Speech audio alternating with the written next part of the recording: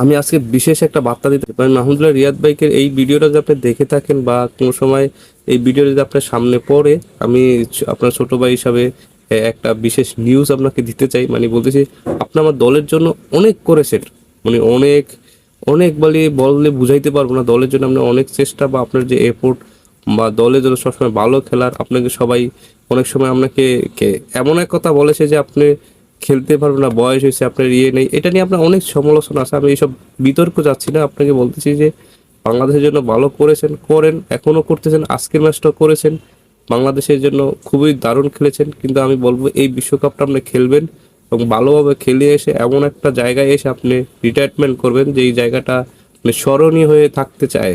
মানে আপনি icon player, আপনি সবচেয়ে সেরা প্লেয়ার শাকিবুল হাসানের সাথে, এইসব প্লেয়ার জন্য যদি আপনার রিটায়ারমেন্টটা এমন একটা হওয়া উচিত যেটা আপনার মানুষ এটা দিয়ে তাকিয়ে থাকবে যে না, হ্যাঁ,